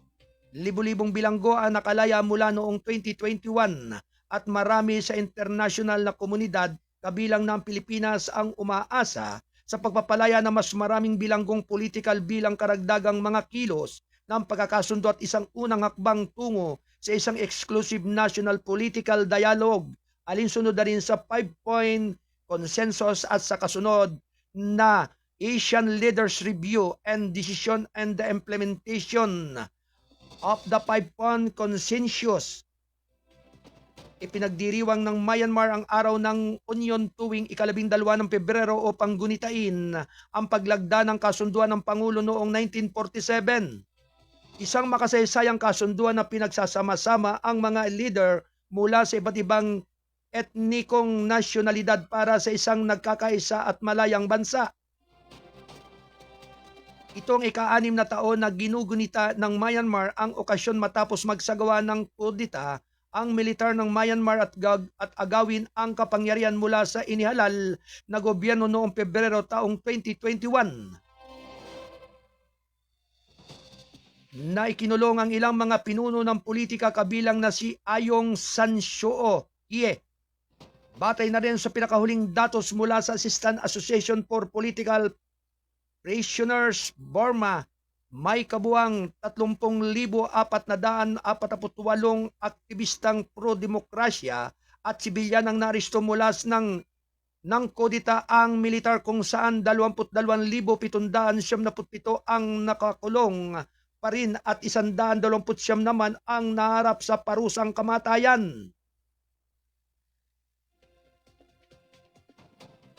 Sinabi ng AAPP na hindi bababa sa 7,000 o 7,777 sa kabuang mga naaristo ang kumpirmadong pinatay habang humigit kumulang naman sa 4,500 na pagkamatay ay para sa pag-verify. Sa isang hiwalay na pahayag, sinabi ng Asia na ang araw ng Onion ng Myanmar ay dapat magsilbing panahon upang pagnilayan ang diwa at pagkakaisa, dialogo at pagiging eksklusibong nagbibigay inspirasyon sa maagang pagsisikap ng bansa. Sa pagbabago ng isang karaniwang kinabukasan, nagsisilbi rin itong paalala sa kahalagahan ng mapayapang korporasyon at paggalang sa pagkakaiba-iba sa pag-aalaga ng pangmatagalang katatagan at pagkakasundo, sabi nito. Itong minuto makaraan ng ika-9 ng umaga. Ito'y atid ng balitang kasado ang pahayagang balansi at totoo. National Newspaper. At syempre magandang umaga po kay Kuyang Nino Roma Canino Dito Blan. Hello Kuyang Joseph Dito Blan, magandang umaga. Kamusta na yung inyong bakery dyan sa lugar ng Barangay San Juan dyan sa Sitio Burol? Talagang batid natin na talagang lalo na ngayong Bisperas ng Valentine's, talagang ang tinapay, lalong-lalo na yung pandesal na mainit pag madaling araw. Hanggang sa pagsikat ng araw ay talagang patok dyan sa inyong bakery. Dyan sa iyong pinangangasyuaan na pag-aari ni Mrs. Mr. and Mrs. Reyes, ni Ate Angelita Reyes ng Sitio Borol, Barangay San Juan, Binangunan, Rizal. Talagang napakaganda ng inyong pandesal kaya minsan napadaan dyan ang inyong kuyang ang inyong abang lingkod, talagang napakalinamnam at napakasarap ng tinapay ng mga iyan. Talagang wala ka nang hahanapin pa. Kaya katulad din po nung gawain din po ng isa nating kasado patroller, si Kuyang Ricardo Lolo Islita, bilang specialist sa electrical mechanic, ay talagang halos wala siyang katawan din sa kanyang trabaho. Dahil talagang inuulan siya ng maraming customer. Talagang sabi nga ay talagang matindi yung pangangailangan sa kanila. Bakit po ang hindi? Kasi pulido nga pong gumawa si Kuyang Loloy Islita ng lahat ng mga sasakyan na kanyang ginagawa. Lalo na po doon sa parte ng pag-electrical. Yan. Kaya talagang matindi po ito. Katulad din po ni Kuyang Joseph Titablan, isa rin nating kasado patroller. Talagang madaling araw pa yan o hating gabi. Talagang nakikipag-wrestling yan sa harina para lang mapasarap yung kanyang tinapay at talagang maging patok sa masa. Talagang wala na akong masasabi. Talagang halos nasa kasado media team ang talagang mga marami pong mga kaalaman. Talagang nasa kanila na po at nasa mga kasamahan po natin. May magagaling din po tayong driver katulad ni Kuyang Chudi Soyman Jr. Talagang dambuhalang mga sasakyan po ang dinadala niya. Yung pong forklift, yung nagsisiyete. Mga heavy equipment, kaya niya ring i-drive o ikangay maging operator niyan. Talagang napakarami pong mga talento itong ating mga kasamahan ng Kasado Family. Talagang hindi lamang po dito sa Pilipinas sila eksperto. Kahit yan po sa ibang bansa, naandyan din po si Kuyang Gilier Valencia. Talagang eksperto rin po yan at napakagaling po at napakahusay po niyang mamaring isang yan. Naandyan po siya sa United States of America. Kaya congratulations sa inyong lahat. Siyempre, magandang balita, ang balitang kasado KBS RMM News TV ay may magiging konektado na ng TBC. At magkakaroon na ng sa 63 o sa 63 na istasyon at papasok na ang mga ilan nating mga mamamahayag sa nasabing mga studio na mapapakinggan at makikita sa buong mundo. Napakagandang balita po nito mula po sa ating CEO, sa ating publisher, si Kuyang Alan Bordeos, na ang KBS RMM News TV ay magiging konektado na ng TBC kakampi. Yan po ay yung pong Pico. Sa pamagitan ni Direk Tito Nel Talavera at magkakaroon na rin po tayo ng pag-broadcast po o ng ating broadcast din sa 63 ng istasyon. 63 istasyon. At papasok na ang mga ilan nating mga mamamayag sa nasabing mga studio na mapapakinggan at makikita rin po tayo sa buong mundo. Yan. Kaya hindi lamang po dito sa pamagitan ng ating pagkatangal din po dito sa ating himpilan. Ito po ay ikangay konektado na po sa TBC. Yan. Kakampi. Yan. Yan po ay talagang sabi nga po ay inuulan na rin po ng parangal na nagmumula po sa Pico. Ang atin pong tinatanggap na mga karangalan bilang isang ikang irresponsabling mga mamamahayag ng Pilipinas. Kaya congratulations po sa lahat, lalong-lalo na po kay Tito Nel Talavera. At sa ating pong CEO, sa ating publisher, kay Kuyang Alan Valenzuela Bordeos. At hindi lamang po yan, pati rin po na pagtulungan po ng inyong abang lingkod, ng inyong Kuyang Arnold Aceveda Namoco bilang Program Director ng KBS RMM News TV. At isa rin pong kolumnista ng ating Balitang Kasado. Yan. Kaya nga po talagang ang Balitang Kasado ay hindi lamang sa pagbabalita, eksperto, kung hindi maging sa pamamahayag, ng mga pangyayari, lalong-lalo na po sa mga informasyon na dumarating sa atin araw-araw. 24/7 na ang ating pong publisher ay laging naka-monitor sa lahat ng sangay ng KBS RMM News TV at ng ating balitang kasado, ang ating dyaryo. Ika nga po'y talagang inuulan ng mga papuri at parangal mula po sa iba't ibang himpilan ng ating mga mamamahayag sa buong bansa ng ating Pilipinas. Yan. Ika ngay talagang ito po ay sa pagpupursigi po at sa kasipagan po, ganun din po ng ating news director ni Kuyang Wayne Espino Lauson. Yan. Yan po isa po rin natin batikan na angkor ng ating KBS RMM News. Kaya lamang po sa mga medyo sa marami pong pagkakataon ang kanya pong palatuntunan ay bahagya pong na-standby kasi mayroon lamang pong mahalagang inaasikaso ang ating Kuyang Wayne sa kanyang kalusugan. Para di pong ako nung mga nakalipas na taon, medyo may pinagdaanan din po ako sa aking physical na kalusugan. Kaya talagang medyo nagkaroon din po tayo ng pagbabago. Alinsunod na rin po doon sa, sabi nga tayong lahat naman ay may pinagdaraanan sa buhay. Lalong-lalo na po kapag ang pagsubok po ay tungkol sa kalusugan. At yan po yung dinaranas ngayon ng ating kuyang na si Bisayang Tisoy. Yan. Talagang kaya sabi nga wither lang yan eh. Yan din ang sabi ng ating dating former President Erap Estrada nung araw. Wither lamang kahit kanino. Diba?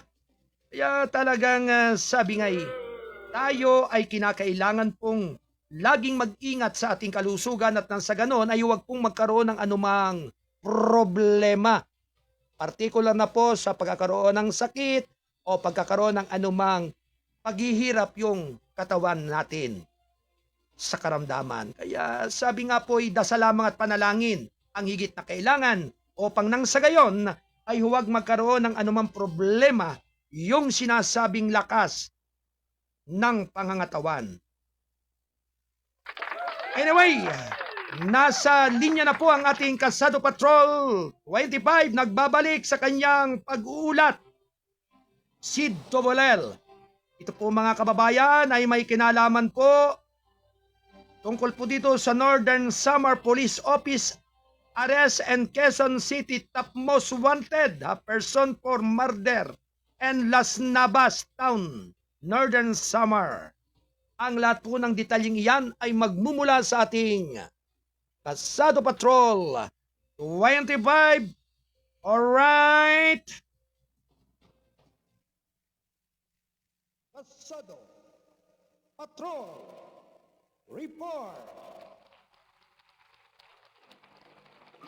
Alright, Kuya Lando Luta. Good morning muli. Sige, putok mo na yan. Kuya Lando. Yes, Kuya Arnold, muli. Kuya Arnold, sa aking pagbabalik. At gaya na sinabi mo kanina, marami tayong magagaling sa Kalsado Patrol Reporters na magagaling mag-ulat. Correct. Marami tayong magagaling na manunulat o mga writer, Correct. mga kolumnista. At may mga magaling din tayo mga driver. Yung nabanggit mo si Kuyang Sulaiman. Sulaiman, ay magaling magmaneho. Kahit maliit na butas, maliit na kalsada, susuotin yan. Correct. Maging one way, susuotin yan. Correct. Ako, Kuya Arnold, magaling naman ako. Saan ka magaling? Magaling ako, Kuya Arnold. Magaling ako magpalipad ng eroplano. Wow! Congratulations! Eroplano. Magaling ako magpabagsak. Wow! Eroplano para saan? Eroplano ng masang Pilipino. Yan ang ating ginaganon. Kaya ikaw ay napakahusay sa pagbabalita. Kaya lahat ng driving, lahat ay nanggagaling doon sa talento at kaalaman. Lalo na ngayong panahon ng puso, di ba, Kuyang Lando? Talagang dyan lumalabas ang lahat ng ikangay kagalingan at katalinuhan ng bawat isa. Alright, Yes, Kuya? Alright, Kuya Yes, Lando. Ano yung Yes, iyong ibabalitang yan regarding tungkol dyan sa most wanted na yan? Yes, bago yan, Kuya Arnold, at binabati ko ang buong mundo o maging dito sa ating bansang Pilipinas ang Radio Day ngayon. Araw ngayon, Kuya Arnold, na mga mamamahayag sa radyo.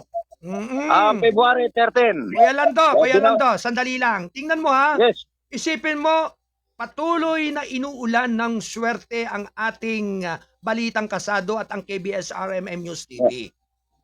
At ito nga ay bilang sa kaalaman ng ating mga tagapakinig, ay ito ay kaugnay na sa 63 sangay ng TBC. Kakaputi. Yes. Yan. Good news yan. Magandang balita yan.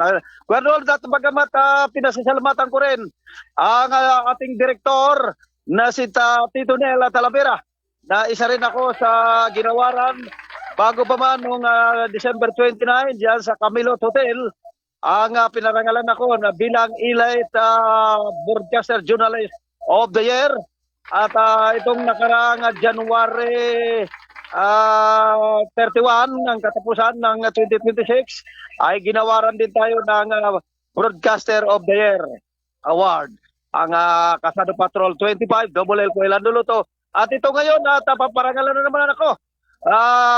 This next week, February 22 rather, 22 ba Kuya Arnold?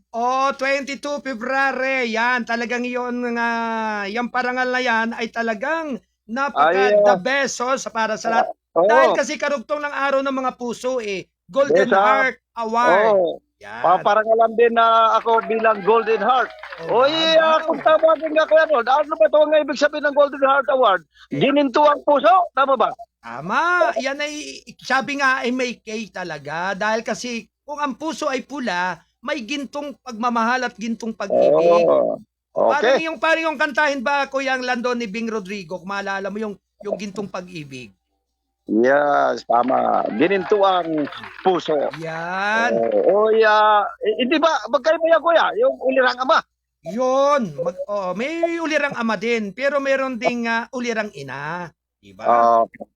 With that, Kuya Arnold, meron akong bagamat itong balitang probinsya doon sa amin sa Northern Samar, pero ito ay naganap ito, Kuya Arnold, diyan sa bahagi ng Quezon City. Okay, dahil sige. Ito at ayon sa ulat ng Camp Carlos Delgado, diyan sa kabisira ng aming town Northern Samar, ang Katarman, Northern Samar, in a major success for law enforcement under its new leadership. The Northern Samar Police Provincial Office, now headed by Acting Provincial Director Police Colonel George B. Buyakaw Jr., has successfully apprehended the Quezon City top most wanted for murder in Barangay Lourdes and Las Navas Town, Northern Samar. On February 9, 2026, the accused, a 22 years old resident of Las Navas and member of the Communist Terrorist Group, or CTG, was arrested under a warrant of arrest for murder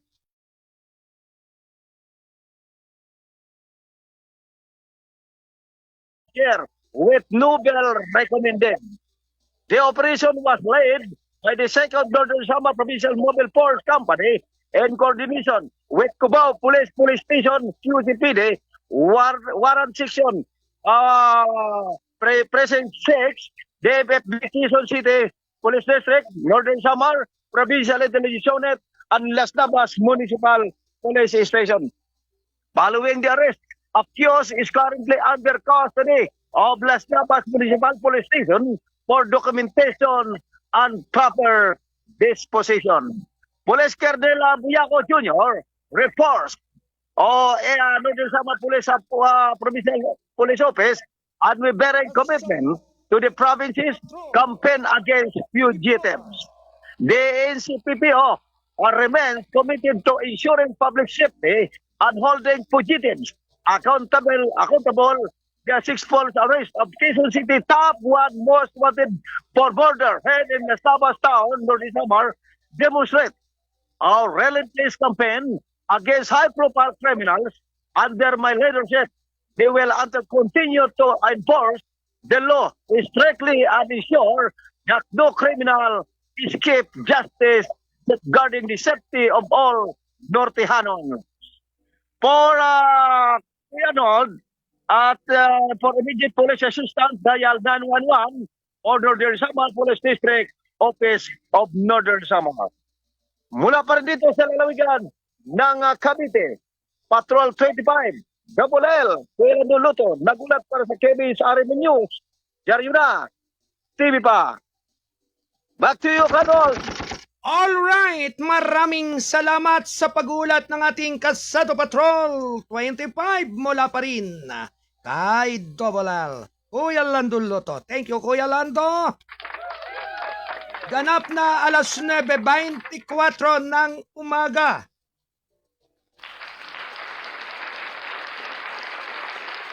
Good morning kay Maring Joanne de la Cruz ng Barangay San Juan, Taytay Rizal. Yan, sa lahat po ng mga taga Ibarra Compound, magandang umaga po sa inyong lahat.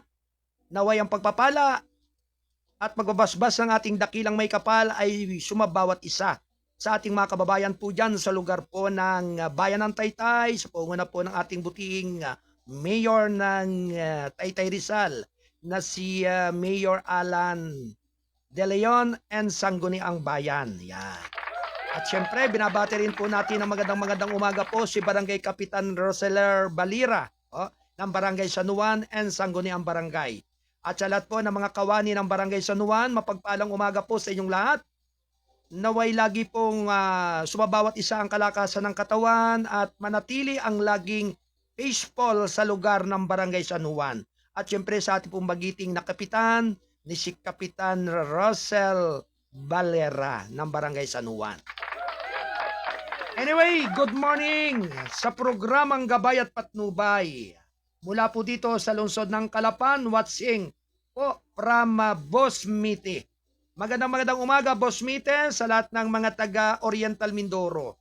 Sa lahat po ng ating mga kababayan po diyan na patuloy pong nagtataguyod at nagbibigay suporta sa ating pagtatanghal dito sa ating malaganap na palatuntunan ng Gabay at Patnubay. At syempre inuulit po natin yung pagtatanghal po at pagbibigay ng Gawad Parangal bilang Golden Heart Awards. Yan, nagaganapin po sa February 22, 2026, araw po yan ng linggo. Ganap na 11 ng umaga hanggang 5 ng hapon. Yan po ay sa paggagawad po ng karangalan sa KBS RMM News TV. Siyempre sa panguna po ng Balitang Kasado ng ating publisher, ng ating CEO na si Kuyang Alan Bordeos. At siyempre pinasalamatan po natin si Kuya Tito Nel Talavera. Halos nasa 78 na po itong naka-line up na awardees. 78 ang awardees. Kaya talagang sa February 22, kaya talagang bago po sumapit ang araw na iyan, ay talagang mararagdagan pa po itong may awarding na ito na ang mga tatanggap po rito ay yung pong Outstanding Performer of the Year. Oh, wow, talagang congratulations sa inyong lahat. Napakadami po niyan. Ganon din po ang mga Outstanding Broadcaster of the Year. Wow! Siyempre kasama po dyan ang inyong abang lingkod, 10 po ng lahat ng ating mga kapamilya ng Balitang Kasado. Likewise and other special awarding. Yan. At yan nga po ay magaganap ngayong February 22, 2026. Araw nga po na linggo, ganap na 11 ng umaga hanggang 5 ng hapon. Kaya congratulations po sa lahat ng tatanggap ng parangal Golden Heart Awards. Samantala mga kababayan, tuloy-tuloy lamang ang ating paghatid ng mahalagang mga balita. Round 1. Ready, go! 27 minuto makaraan ang 9 ng umaga.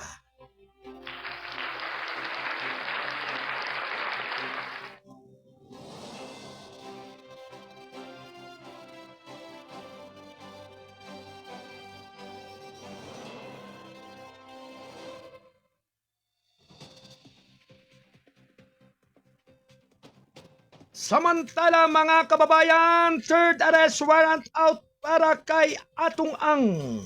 Round 1. Ready, go! Inilabas na ng Korte ng San Pablo City, Laguna ang ikatlong warrant of arrest laban kay Charlie Atong Ang dahil sa umano'y pagkakasangkot ito sa pagkawala ng ilang individual na may kaugnayan sa kanyang cockfighting operations.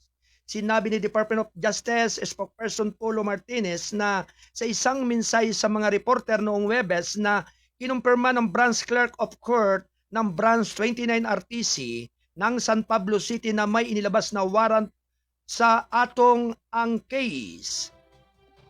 Naano nang sinabi ng DOJ na uulitin nito ang pakiusap nito sa Korte Suprema na ilipat ang tatlong kaso sa bagong binyo, posible sa Korte sa Maynila. Ang Department of Interior and Local Government ay nagdoble sa 20 milyong piso na gantimpala para sa anumang impormasyon na hahantong sa pagkakaaresto kay Ang. Ang kanyang 20 co-accused kabilang na ang parehong dismiss na aktibong mga opisyal ng pulisya ay lahat ay nahuli na. Patuloy ang manhat laban kay Ang sa bansa sa kabila ng mga pag-uusap na tumakas na negosyante sa ibang bansa, partikular sa Cambodia. Noong nakaraang linggo, sinabi ng Cambodian Ministry of Foreign Affairs and International Cooperation na isang pahayag na walang tala ng pagpasok o paglabas ni Charlie Teo hay ang sa anumang mga checkpoint sa hangganan ng Cambodia. Thank you. Alas 9:30 ng umaga. Ito'y hatid ng balitang kasado, ang pahayagang balansi at totoo. National Newspaper. Muling nagbabalik ang ating Kalsado Patrol 22 from Cavite dyan sa Calabarzon area. Si Kuya Lando Luto. Alright, Kuya Lando, standby report.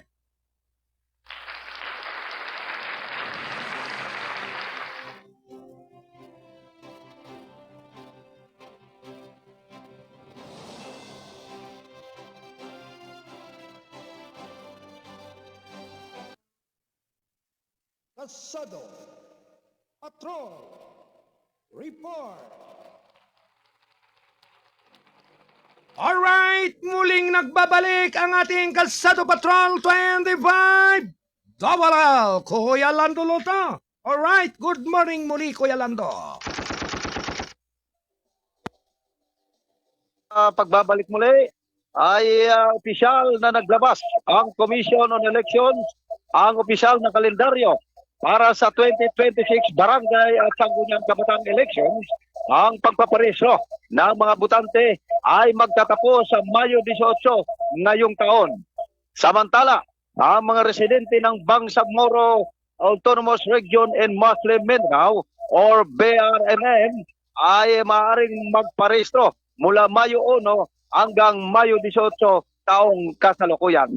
Ang panahon ng kampanya ng mga kandidato ay nakatakda mula sa Oktubre 22 hanggang Oktubre 31 ngayong taon, bago ang araw ng halalan ng buwan ng Nobyembre 2 taong kasalukuyan, kung kailan magbubukas ang pagboto mula alas 7 ng umaga hanggang alas 3 lang ng hapon sa buong bansa. Layunin ng halalan na ito na masiguro ang aktibong partisipasyon ng mga Pilipino sa lokal na pamahalaan. Narito ang schedule, Kuya Arnold, aking babanggitin sa magkakasunod na mga schedule, Kuya Arnold. Mula October 20, 2025, Mayo 18, taong kasalukuyan, registration. Mayo 18, 2026, voter registration sa Muslim Mindanao. September 28 hanggang Oktubre 5, 2026, filing of Certificate of Candidacy.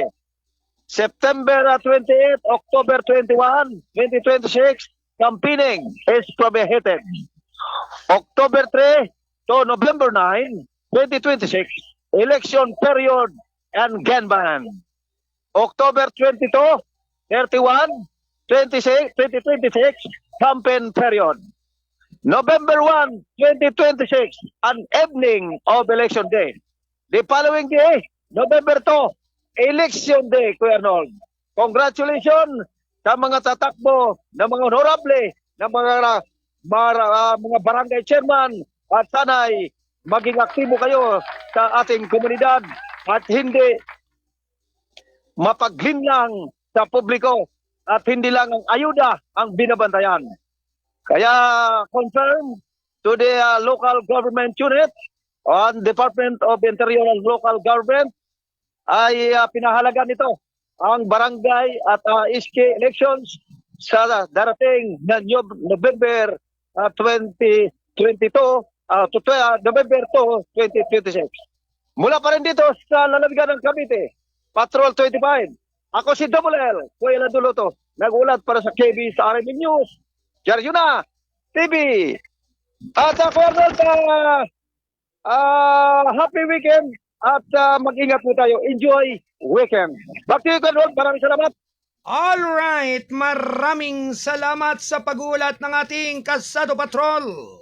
25 kay Double L, Kuya Lando Luto, mula Palinin sa Calabarzon area, dyan sa Cavite. Thank you, Kuya Lando. 34 minutos makalipas ang 9:00 ng umaga.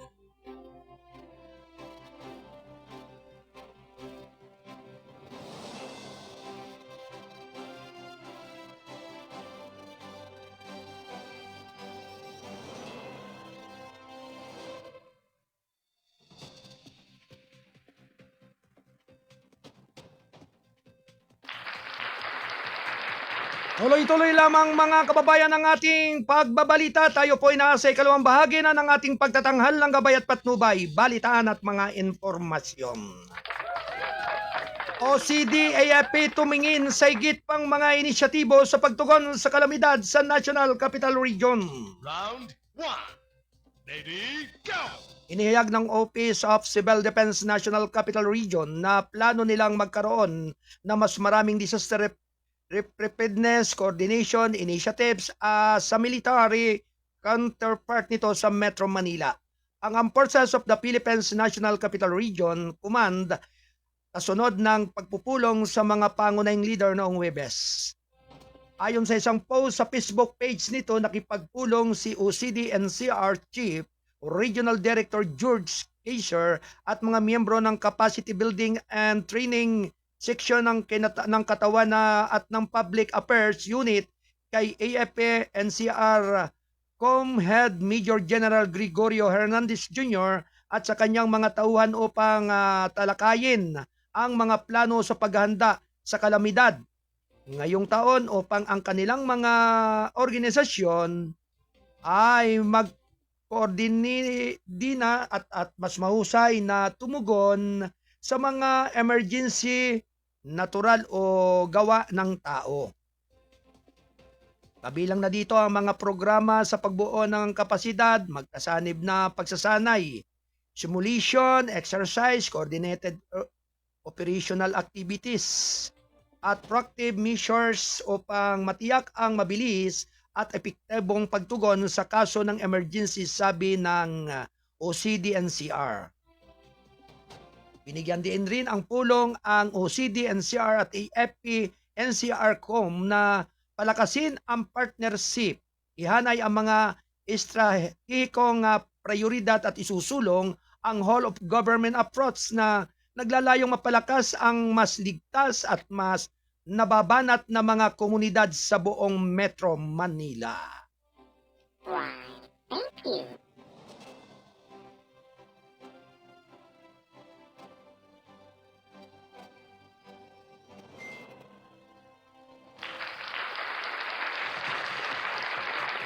Sampung milyong bilibid PDL sililipat sa Nueva Ecija. Round 1. Ready, go! Samantala, target ng opisyal ng bilangguan na mapabilis ang decongestion ng New Bilibid Presyon sa Muntinlupa City ayon kay Bureau of Corrections Director General Gregorio Katapang Jr. nitong Huwebes. Sa panayam ng mga reporter, sinabi ng ni Katapang na halos kalahati ng mga persons deprived of liberties o PDL sa pasilidad ng Muntinlupa ay ililipat na sa isang property na binili ng gobyerno sa Central Luzon.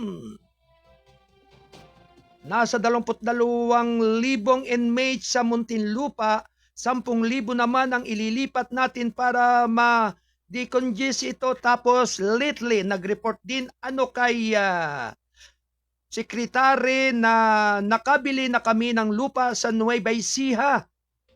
Binigyan kami ng pamahalaang panlalawigan ng 60 hektarya para sa mga PDL sa Luzon, Ilaga ng Metro Manila, sabi niya sa wikang Pilipino. Samantala, sinabi naman ni Katapang na ang mga high-profile convict at patuloy na ghost flood control project ay maaaring makulong sa isang super maximum o super max facility na itatayo sa Sablayan Occidental, Mindoro na nakatakdang matapos sa loob ng taon. Sinabi pa rin niya na ang pasilidad ay darating na may isang justice hall kung saan maaaring ganapin ang mga virtual na pagdinig sa pamagitan ng SOM. Ang pasilidad ng Supermax at may mga tiyak na lugar, dalawa sa mga ito isang regional na penal farm at sa parehong oras. Ito rin ay isang pasilidad ng Supermax para sa mga karumal-dumal na nagkasala ng krimen. May parusang kamatayan na tayo dati para sa mabibigat na pagkakasala, di ba?